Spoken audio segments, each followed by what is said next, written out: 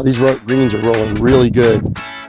It's a shame to have to do this.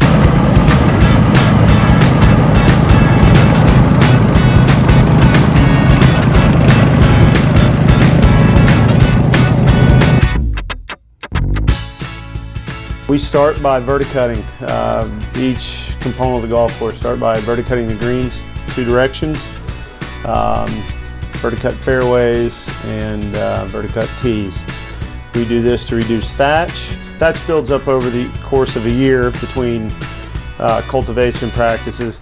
It's an area of organic material that builds up underneath the leaf blade that kind of retains moisture. It can lead, it's where the diseases live and tend to thrive.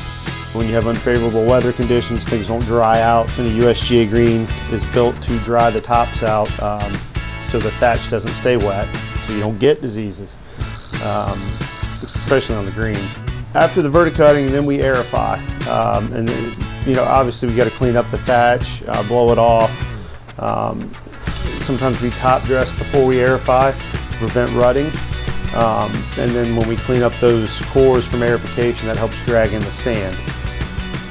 We start with the greens, then the tees with our Toro 648s.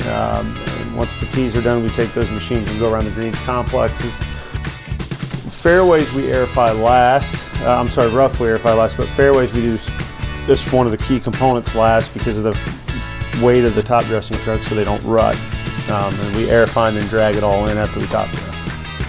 Aerification, so that also reduces thatch, but the biggest thing about aerification is reduce the compaction from the turf grass equipment that goes over it, all the rolling, mowing, especially greens, double cutting, double rolling, and season.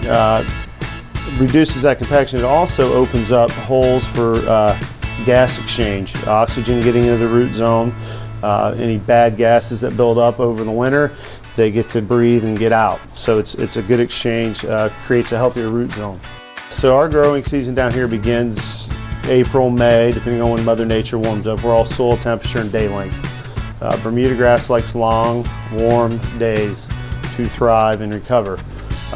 Usually we don't really start growing until May and bounce out of that traffic from season, all the compaction that builds up. If you have bent grass, if it gets really hot, it tends to slow down too. Up north, I think it's spring and fall it thrives. In the middle of summer, it probably slows down, but yeah, that much better growing conditions up north while you're playing golf. And the Farmer's Almanac did tell us this El Nino was coming. A lot of people talked about it. Social media, one of the positives of social media, people talk about these things and it gets out quicker. And you just kind of like, oh, here we go. Farmer's Almanac is calling for an El Nino. Yes, exactly. And it's usually pretty darn on the spot. I was a lot less aggressive going into December and January. I kept my heights higher on the greens. Green speeds weren't exactly where I wanted them coming into January because of the El Nino, and I was very nervous. We didn't get the amount of rain that we did 10 years ago. The torrential rains, I remember it raining 2-3 inches in December, January, every day, just about. I mean, it just poured. We didn't get that, but we got the long, multiple weeks of clouds. I want to say thank you because my 10 years here, we started off by having just Mondays. And it's so hard to get and stressful and things go wrong because this aerification is a violent activity for the machine, for the turf.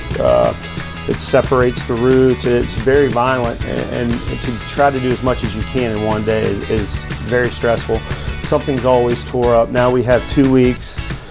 We can dodge Mother Nature a little bit and have more time. And it's very important what we're doing now to have these 2-week closures in June and August.